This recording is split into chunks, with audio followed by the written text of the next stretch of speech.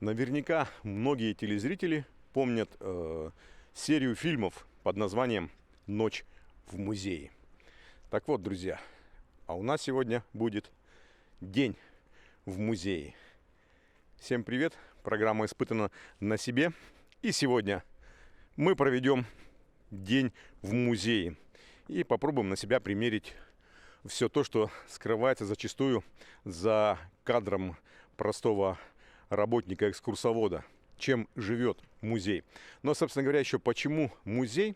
Потому как хочется прикоснуться к истории, так как буквально через чуть больше недели остается до главного праздничного события этого года, столетия нашей республики.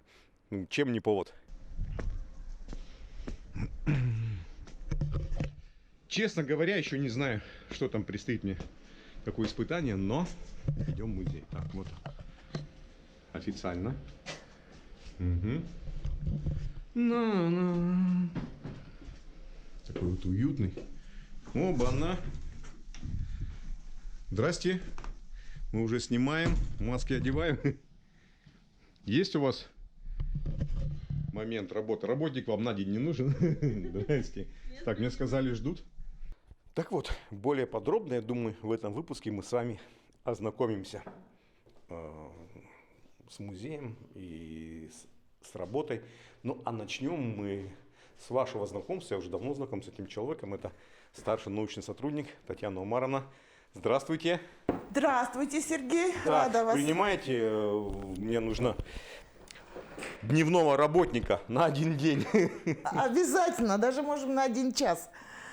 Ну, за час, думаю, постараемся управиться. Давайте. Главное, чтобы максимально, что я могу сделать, я попробую. А точнее, что я попробую, то, наверное, мне так кажется, что, может быть, задатки журналиста мне пригодятся в исполнении каких-то функций, может быть... Музейного работника.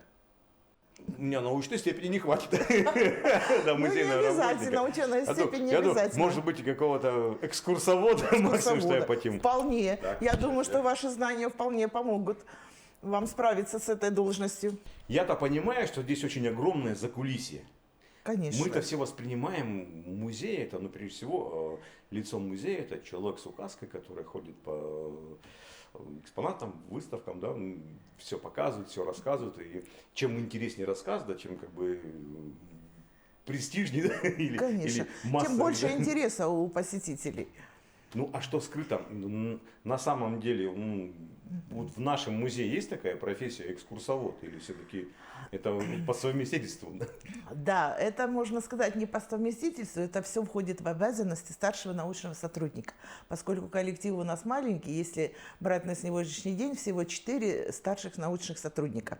И мы выполняем всю работу, которая есть в музее. И выставочную, и научную, и фондовую. И в том числе мы все экскурсоводы.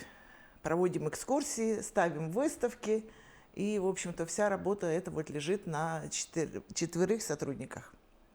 Вот знаете, Татьяна Марковна, мне это знакомо, потому как в отличие, ну, не в укор будет сказано моим якутским коллегам, да, я здесь на юге, в принципе, тоже являюсь универсальным работником, да, сам и снимаю, сейчас вот камеры поставил, поэтому простите заранее за картинку, сам и монтирую, как бы, ну, и режиссер. Как у нас когда-то в определенных музыкальных кругах, да, была такая пословица, как говорится, сам играю, сам пою, сам билеты продаю. Да. Поэтому это очень знакомо. И жнец, и на дуде, и грец. Да, есть такой вариант. Ну, а еще зрителям я хотел бы напомнить такой момент, что, в принципе, с музеем нашим Нюрнбергским мы дружим очень давно, так как каждое лето, вот уже на протяжении 5 лет, я отправляюсь в экспедиции и пытаюсь снять какую-то документалистику, публицистику именно о наших южноякутских крае и вот, прежде всего о освоении каких-то интересных мест и где питаться подобной информацией. Явно, что интернет пока что очень слабенький по нашему району. Так вот, мы дружим в музее, и они меня поддерживают на протяжении 5 лет. Каждую экспедицию я прихожу сюда, мне дают очень полезную информацию и всегда, в принципе, идут на На какие-то уступки. Да, тем более музей обладает такими возможностями. Большая библиотека собрана, много литературы, которую можно полистать, посмотреть карты, почитать, то есть подчеркнуть тех знаний, возможно, которых не хватает. Это у нас тоже есть. Эти услуги мы тоже оказываем и студентам, и вообще всем горожанам. Ну вот если я, например, на научного сотрудника я не потяну, да?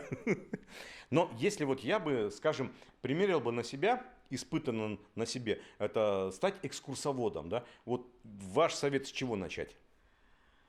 Ну, во-первых, с того, что у вас уже есть в голове, какой вы наработали там себе материал. А у вас, я думаю, в голове есть много чего, поскольку вы сами пешком проходите эти наши непроторенные тропы, поэтому вы много знаете о Якутии. И один из разделов как раз наших экспозиций – это вот второй этаж, где древняя история народов Якутии. Вы можете рассказать там, как зарождалась жизнь Якутии, кто пришел, на карте что-то показать. То есть вам это знакомо. Это вам будет несложно. Я думаю, не настолько знакомо, как вам вы так уверенно говорите. Возможно, где-то затруднения будут. Ну, я всегда рядом, вам подскажу, где, что можно. Но я думаю, что с этой ролью вы справитесь вполне.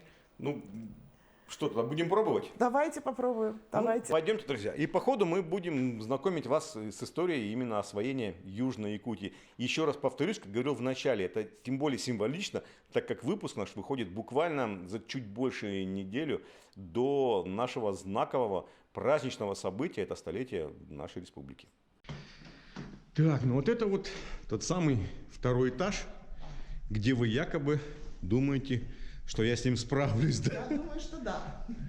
Я думаю, что так. Ну, вижу мамонтовую кость. да. Тому...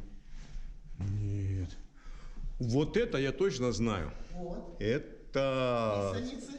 Да, саунтитская писаница. Вот. Был я там 2 раза. В 2 фильмах, друзья, я про нее рассказывал. Да. Кстати, вот крайним это позапрошлогодний, 2 года назад, да, я снимал фильм, называется «Тайна Медичи». Вот там мы конкретно рассказываем про поселок Суантит. Вот тут я знаю, да. Вот почему вы оказались правы, да. На что у вас знаний хватит провести детям экскурсию. И не только Это детям. интересно. И вот она. В принципе, думаю, друзья, здесь можем поставить отрывок, в котором я не с указкой, бродя по представленным экспонатам, а прям в фильме покажу вам, еще раз напомню, что такое саунтитская писаница. Это, в принципе, одно из таких, ну, почитаемых мест у нас. Исторически, да. Суантитская писаница.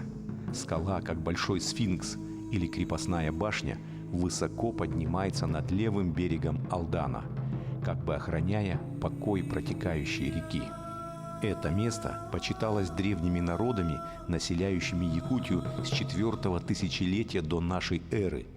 И даже в наши дни охотники и туристы, отдавая дань древним обычаям, оставляют в расщелинах скал многочисленные приношения.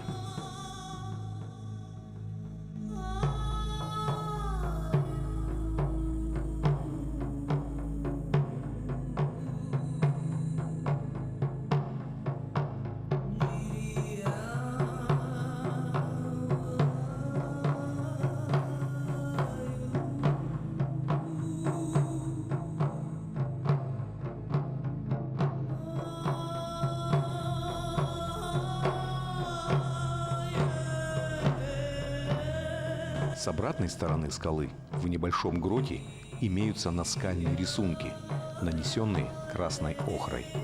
Они отображают мировоззрение древнего человека и имеют тесную связь с первобытной магией. Жертвенник и святилище – удивительное место.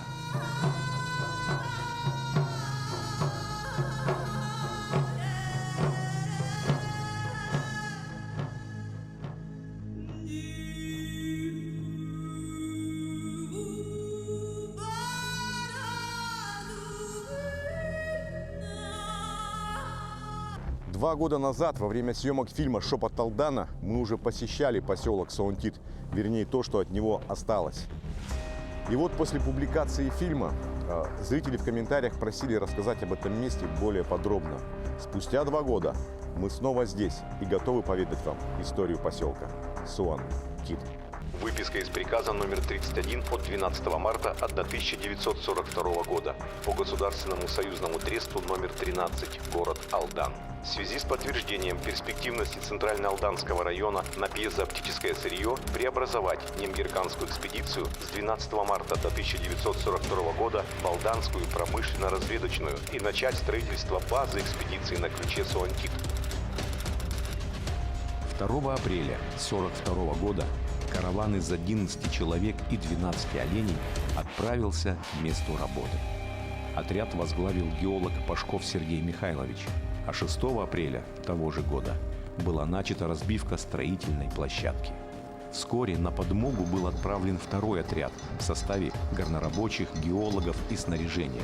Завоз грузов на участке тогда производился оленьим транспортом. Так, в 40-х Суантит стал одной из баз экспедиции, занимающейся разведкой и добычей горного хрусталя, пьезокварца, для оборонной и радиотехнической промышленности. С первого же года своей деятельности, благодаря целеустремленной направленности поисковых работ, экспедицией было выявлено несколько промышленных месторождений, которые сразу же были введены в эксплуатацию.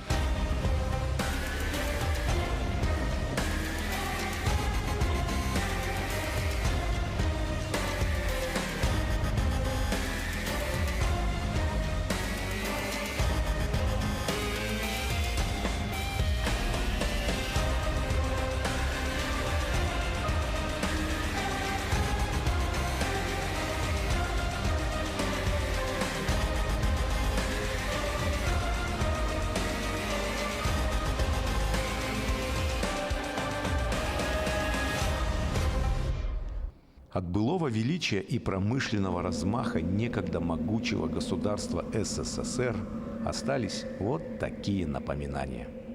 В пик своей трудовой деятельности тут проживало до 3000 человек, а в местном доме культуры когда-то читал свои произведения Евтушенко. На земле драгоценной и скудной я стою, покорителей внук, где замерзшие слезы якутов превратились в алмазы от мук. Ни добытчиком, ни атаманом я спустился к Алекме реке, голубую пуштину тумана, тяжко взвешивая на руке.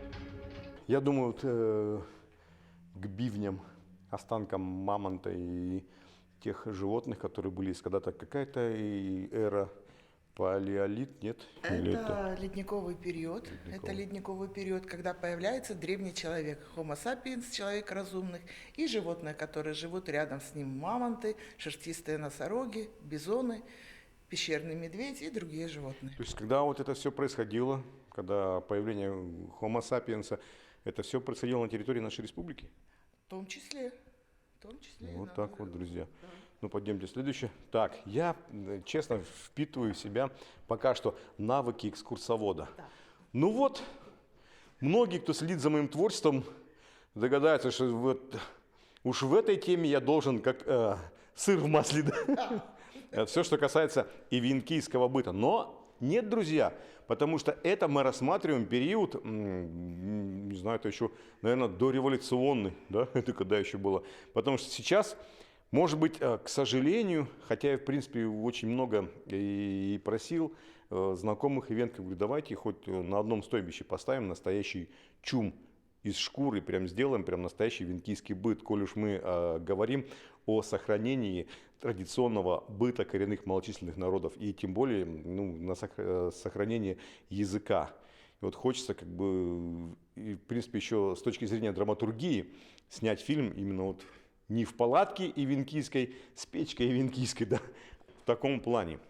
Да, здесь это они была очень хорошая задумка, и тем более я считаю, что эвенкам это несложно сделать. Чум-то это простое сооружение, жерди и покрывается ровдугой.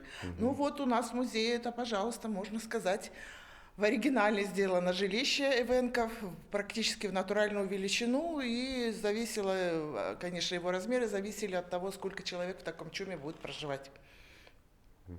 Я вот даже, когда разговаривал, чтобы сделать, они говорят, это нужно шкуры собирать. Шкуры.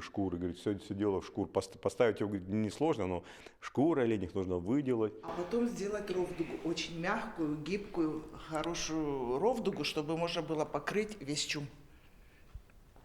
Ну, вот так вот мы покажем телезрителям, как это все, в принципе, было когда-то. Но я надеюсь, когда-нибудь мы это все сделаем. Но здесь, собственно говоря, вот если я провожу экскурсию, да, что я могу рассказать? Да? Ну, прежде всего, мы ориентируемся, наверное, на детскую аудиторию, да, школьники. Школьники, да, и чтобы им было понятно, начинаем говорить о том, что кто же первым заселил территорию Якутии. И вот как раз мы возвращаемся к тому, что первыми территорию Якутии населили племена тунгусов, или как мы сейчас их называем, эвенки. Сами себя не называли эвенки. Вот это как раз и есть те первые племена, которые стали осваивать территорию Якутии. Ну, вам эвенки знакомы, вы сами сказали, по селу Ингра. Это потомки вот тех как раз самых первых эвенков, которые пришли сюда на территорию Якутии. А вот интересно, еще на севере, да, есть эвены. Нет, это совсем другая национальность. Эвенки, эвены, у них язык совершенно другой. А эвенки живут не только у нас, они же, если вы знаете, расселились и в Красноярский край, и даже в Китае. Это все эвенки, это одна народность. А эвены – это совершенно другой народ. Это совершенно другой народ с другим совершенно языком, и, естественно, культура другая. Вы знаете, у нас к столетию, да, на нашем канале руководство приняло решение в редакцию программы «Испытано на себе» отправить по разным северным регионам. И вот на выбор мне дали куда-куда, я посмотрел карту, полистал, тыкнул, и мне приглянулся, опять же, по фотографиям, по красоте природы, и опять же, потому что там есть олени, с которыми, в принципе, думаю, уже более-менее нашел какой-то общий язык, но с нашими. Да. Это Эвена Батантыйский. Батантыйский, да, вот район. Да, это, получается, заполярный круг. Да. Вот. Думаю, друзья, может быть, через неделю я, следующий выпуск уже, может быть, оттуда и вам передам привет.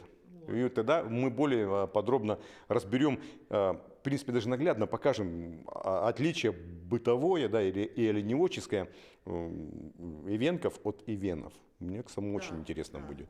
Вы знаете, даже, я думаю, будет отличаться немножко и быт наших южных эвенков от северных. Возможно. Хотя они в одних же тех же условиях. У нас немножко, сказать, что потеплее, я бы не сказала.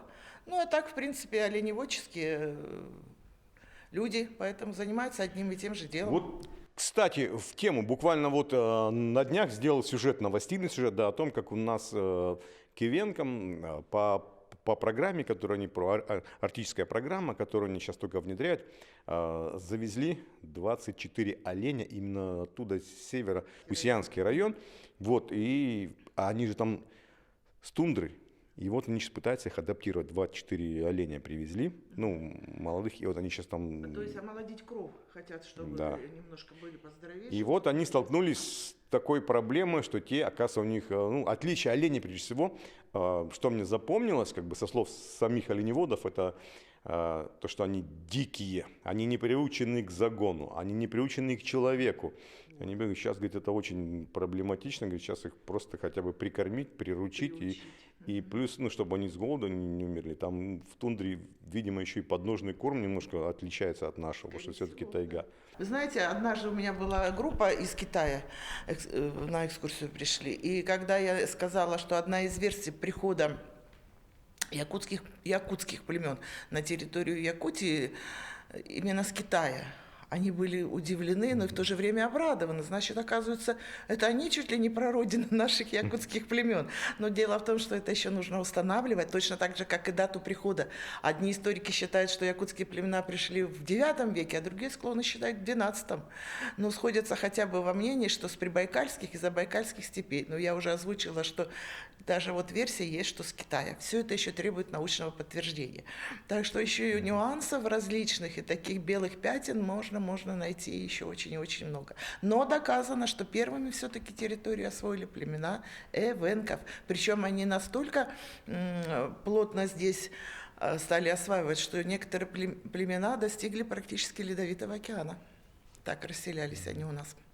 Вот чем еще, друзья, ну, лично мне любима и так родная вот эта южно-якутская сторона, потому что здесь еще все-таки остается много моментов для исследования, Да. чем мы занимаемся каждое лето регулярно. Уже второй год мы ищем бутылочную скалу. Да. Сейчас третий раз поедем. Может, повезет. Да, кто знает. Так, ну, значит, да, вот здесь я бы нашел, так сказал бы там, ладно, я попозже попробую, сейчас мы пока что смотрим, вкратце пробежимся, что я могу, что я бы мог, например, ну, владея своими не энциклопедическими знаниями, где-то, может быть, прочитанными, где-то подсмотренными в интернете, где-то с личного общения, как, скажем, с ивенками на стойбище, чтобы я мог бы так не напрягаясь и легко, непринужденно, сказочно, рассказочно да, объяснить школьникам как минимум. Так, что у нас там еще есть? Мы сейчас находимся в зале, где представлена экспозиция, посвященная именно духовной составляющей. Прежде всего ивенков, дальше там якутов. Но это у ивенков это шаманизм. Конечно. Конечно, в основном веровали они в шаманов, в злых, в добрых духов. Вот. И как раз мы видим с вами манекен шамана. В основном натуральную величину. Ну, а вот, скажем, в отличие от кочевников, да, у них вот это поклонение духам природы, тоже некий шаманизм, назван словом религия тенгрианство, да? Ну, есть такое. Тенгрианство. Это у ивенков это с этим не связано? Нет, в основном у Это них, своё, конечно, да? шаманизм главным действующим лицом в племени. И у якутов, кстати, и у ивенков это был шаман. Что бы они ни делали, прежде всего обращались к шаману. Чаще всего мужчины-шаманы, но были и женщины. Если вы помните, у нас в Ингре была знаменитая Марфа Кульбертинова, на которую дар вот этого шаманизма сошел в возрасте 67 лет, уже в преклонном возрасте. А прожила бабушка Марфа по непроверенным данным, как говорили родственники. Одни говорили 112 лет, другие 106 лет. Прожила бабушка Марфа и камлала. Вот, так что это такой известный факт. Это у нас в нашей Южной Якутии, в нашей Ингре было. Но чаще всего, конечно, были шаманы-мужчины. Ну и вот сейчас, говоря, когда после ухода шамана Савея, было такое то ли его предрекание, да, то ли какое-то поверье. Сейчас вот, в принципе, наши местные ивенки, да, иенгри, знают, что они ждут прихода то ли дочки, то ли внучки Савея. То есть якобы опять придет женщина. Вполне возможно, потому что никто не отрицает того, что шаманы были только женщины, но чаще всего их даже называли не шаманки, а удаганки. Удаганки, да. Вот. Но, тем не менее, они обладали тем же даром предвидеть, лечить, ведь заболевшего человека тоже шаман лечил. Проводил обряд, или вот у нас как раз обряд Синкелаун, охотничий обряд. Никогда охотники не отправлялись на охоту, прежде чем не завершался охотничий обряд. 3 дня шаман совершал этот обряд, и после только этого обряда уходили, проходя через расставленные ноги Чичипкана, каждый из охотников как бы очищался, и появлялась надежда на то, что будет ждать добрая и богатая добыча. Только тогда, после проведенного обряда, уходили на охоту.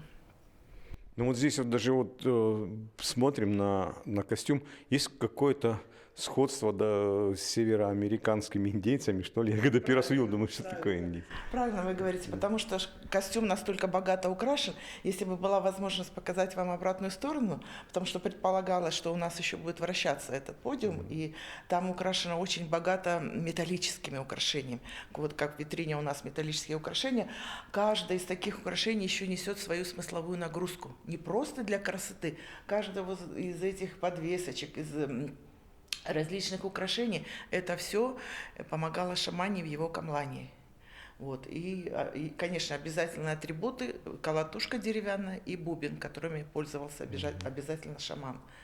Вот. Ну, поскольку я вам сказала, шаман натуральную величину, поэтому мы видим, что это люди были невысокого роста, смуглолицые, практически вы видите, что коричневое лицо, длинноволосые, черноволосые, и шаман никогда не проводил камлания, пока он не одевался от кончиков пальцев на ногах до макушки, пока не облачался в шаманский костюм. Да, такой ритуал, да, своего рода. Ну вот, друзья, если был бы я экскурсоводом, я бы так красиво бы не рассказал, потому что, ну, о духовной составляющей, как, в принципе, ну, я знаю так поверхностно.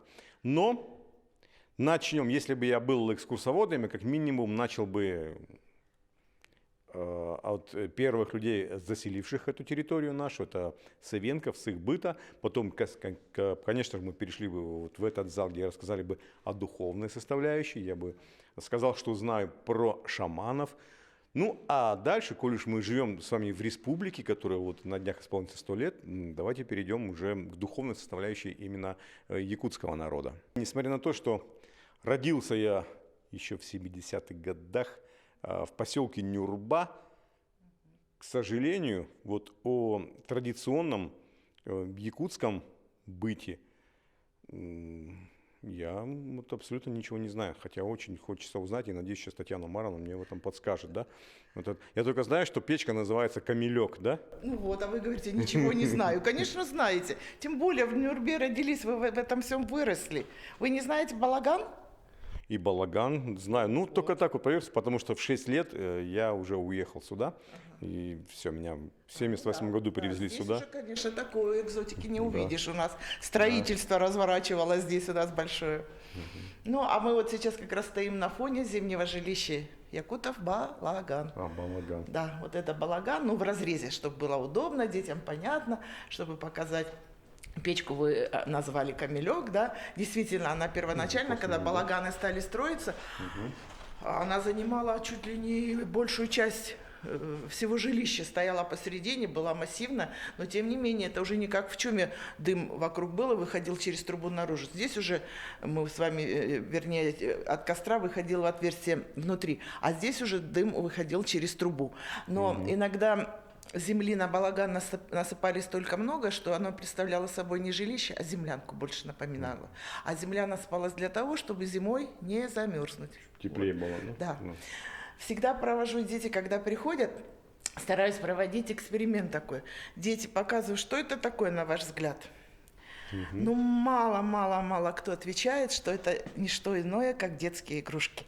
То есть наши детки не знают, что это обыкновенные детские якутские игрушки. Из куска тальника вместе с корой вырезаются вот такие вот игрушки. Бык, корова и их дети, двухтравная телочка, там однотравный бычок. И такими игрушками играли дети, сразу приучаясь как бы к ведению домашнего хозяйства. Ну, нашим детям намного знакомый телефон, компьютер. Ну, это, друзья, это уже, наверное, современные дети, потому как те дети, к которым я себя отношу, рожденные в Советском Союзе, мы знаем, что такое деревянные игрушки, мы сами выпиливали себе и автоматы, и пулеметы. Ну, тогда тема войны и патриотизма была настолько развита, потому что мы всегда с удовольствием ходили на демонстрации. Какие демонстрации были? 7 ноября, 9 мая, то есть там прям машины наряженные все. 1 мая, День солидарности. Да. Я даже помню момент, когда гуляем вечером пацанвой, бегаем там, и все, с окошка традиционное там «Сережа, домой!» А домой загнать-то не могут, там то есть, не заходишь долго, и начинается «Кино началось!» Все. И сразу фраза «Про любовь или про войну?» «Про войну!» Все сразу все смотрим, да. Всех смело.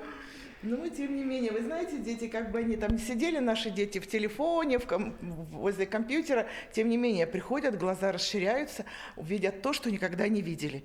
Говорю, берестяная посуда, как из нее кушать, как из нее это? А я говорю, а я вам покажу чашки, которые в диаметре 1 метр. Представляете, я показываю чашки кытых и кытые, якутские, национальные. И у них такой восторг. Это что, на одного? Я говорю, нет, это на всю семью. Поэтому такие огромные чашки были диаметром до 1 метра. А так, говорю, вот такими деревянными ложками кушали. Хранили продукты вот в таких деревянных туисках, коробах, сумах. Все без всякого металла, без всякой там позолоты или посеребрения. Все деревянное, берестяное, как мы сейчас говорим, экологически чистое. Да.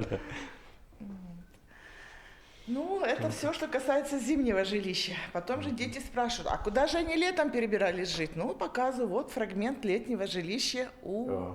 Не помните? Нет. Ураса. Называется Вот ураса. это, наверное, мне больше знакомо по празднованию из Саха, да, когда вот мы там все, Вот. заходите в нашу Урасу, да. Да. Это летнее жилище. Хотя очень нам напоминает чум, венкийский чум, конусовидной формы. Но если мы сказали, чум покрывался у нас ровдугой, выделанной шкура оленя, то ураса покрывалась берестой. То есть береста применялась. Мы с вами видели лодку венкийскую берестяную. Вот посуда представлена берестяная. И полностью все жилище летнее покрывалось берестой. Вот. И если чум разбирался при перекочевке, то ураса стояла до тех пор, пока сама не приходила в негодность. До 15 лет могли в этой урасе проживать. И наш великий путешественник Фердинанд Петрович Врангель, путешествуя по Якутии, он в своих путевых записках написал: «В урасе свет легок для глаза, в ней всегда прохладно и комаров не бывает». То есть очень удобное жилище для проживания в летний период. Ну, что бы вы еще могли здесь рассказать? Что вам еще? Ну вот это бы я точно бы не рассказал, да, что там.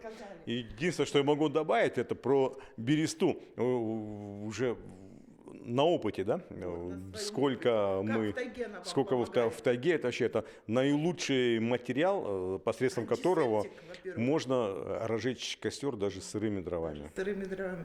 А потом антисептик. Почему очень долго хранится рыба, мясо, ягоды? Потому что береста обладает антисептическими свойствами.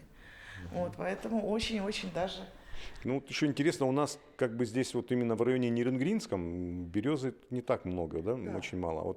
Вот, скажем, 200 километров туда более севернее, так ближе к Алданскому, вот мне что всегда удивляло, там меняется кардинально. Там и березняк появляется больше, и кедры, то есть там природа немножко... Мы были в Чурапчинском районе. Так, там вот это... вообще березы, красавицы. Ну, разве вы не расскажете о Якутском кубке? Вы разве его не знаете? Ну, я знаю, еще работая в новостейной бригаде, да, это когда идет какое-то торжество, и наши главы администрации, это любимый подарок, да, на память, да, чарон. Чарон. Вот они, знаменитые чароны. Если посмотреть на наши чароны, самые большие чароны, вот у нас стоит 51 сантиметр, это ритуальные. Вот как раз на празднике, Исаах, вот там как раз из этих чаронов наливают всем кумыс. Ни у одного другого народа, кроме как у якутских племен, таких чаронов не существует. Мастер их делал с помощью одного искривленного ножа, очень гладко выдалбливалась тулово, а поверхность украшала резьба. Очень простая, в основном зигзаги, треугольнички. И видите, чароны на 3 ножках и есть на подставках. Вот. Причем сходство ножек чарона, вот ножки у стола, это практически точная копия копыта лошади. А связано это с тем, что лошадь – это священное животное у якутов. Вообще есть легенда, что когда еще на земле совершенно ничего не было, первым, кто появился, это был конь. От коня родился кентавр, и только кентавр уже смог родить человека. Это вот такая легенда существовала. Поэтому во все времена, и, наверное, по сей день, лошадь считалась и считается священным животным, и всегда красочно украшалась. Иногда конская упряжь, конская настолько богато шло на нее материала. Вот кузнец сделал накладку на переднюю луку седла практически из серебра. Мастерицы делали попоны, чепраки, кычимы, применяя лучший мех, лучший бисер, лучшие ткани. То есть всегда богато очень лошадь украшалась. Я думаю, сейчас покажем. Ну, а вот меня сейчас чарон интересует, да, это прям из цельного дерева? Из цельного куска дерева. Нигде, видите, ни трещинки. Они могут только появляться, если неправильное хранение. То ли намокли, то ли, наоборот, от пересушенного воздуха. А так вот уже сколько лет, скорее всего, вот эти наши чароны, они еще, я не ошибусь, если скажу, конца 19 века. Вот, и видите, в каком хорошем состоянии. Ну, потому что еще здесь специальным жиром промазывалось, а пояски вот всегда по наружной резьбе можно было видеть работу того или иного мастера. Каждый мастер мог сказать, это моя работа, а это работа того мастера. Даже могли знать, кто как работает. И это. То есть индивидуально. Хотя, казалось бы, на вид простые зигзаги, черточки, полосочки, но, тем не менее, каждый мастер отличал свою работу от других мастеров. Ну и наверняка какой-то смысл вкладывал в эти. Да, ну в основном опояски там в 9 рядов, в 3 ряда, 7 это считалось священной цифрой, поэтому как-то старались тоже вот применять. Вот вы говорите, из цельного куска, так это еще маленький чарон, да, а вот посмотрите, чаша, которую я вот говорила, в нем диаметр 1 метр, тоже из цельного куска. Представляете, дерево какое, и надо было это все выдолбить. Поэтому мастера были очень даже искусные. Им поддавалось все, от дерева до металла. С серебром работали спокойно, считая его самым лучшим металлом. Ну, я думаю, друзья, вот честно, вот от увиденного и прежде всего от услышанного хочется прям детально вам это все показать.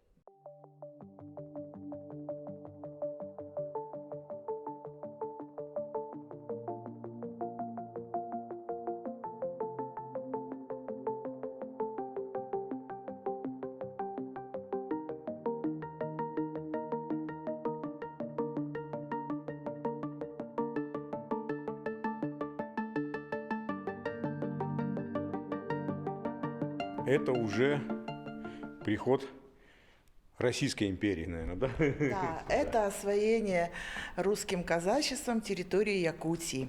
Есть документ, датированный 25 сентября 1632 года, в котором говорилось: «Я, Петрушка Бекетов, наш великий путешественник Петр Иванович Бекетов, казак, вместе со своим войском отправился как раз вот на якутские земли. И впервые на реке Лена поставил Ленский острог». Вы, наверное, знаете этот факт, общеизвестный, что это, вернее, не Ленский, а Якутский, потому что своенравная река Лена снесла острог, поставленный в 1632 году Петром Бекетовым, и Петр Бекетов пошел со своими товарищами по реке Лена вниз на 70 километров. И поставили уже Якутский острог. И вот именно этот Якутский острог и стоит сейчас на территории музея имени Ярославского в городе Якутске. И вот именно с этого времени, с 1632 года, Якутия в составе российского государства. Так что у нас в этом году две великие даты. Совсем скоро вы напомнили, что будет 100-летие республики, а в сентябре мы будем отмечать 390 лет со дня вхождения Якутии в состав российского государства. Очень интересно, я всегда восхищался вашими энциклопедическими знаниями, оказывается, не просто по Южной Якутии, а вообще в целом по республике. Скажу честно, мне очень интересно, прям взахлеб слушал, не отрываясь. А вы знаете, Сергей, если мы не будем об этом рассказывать, учителя не будут рассказывать, откуда дети? Они не полезут за этой темой в интернет. Специально в интернет? Да. А так вот они увидели предмет, они хотят о нем что-то знать. Поэтому даже вот через это мы передаем свои знания, им что-то в голове да останется. Поэтому мы вас приглашаем к нам экскурсоводом. Я так подозреваю, что я сейчас пока, друзья, понятное дело, что я не конкурентоспособен, тем более с такими научными сотрудниками, но я пока впитываю, учусь, но а потом как-нибудь выдам, да, и проведу специальную экскурсию.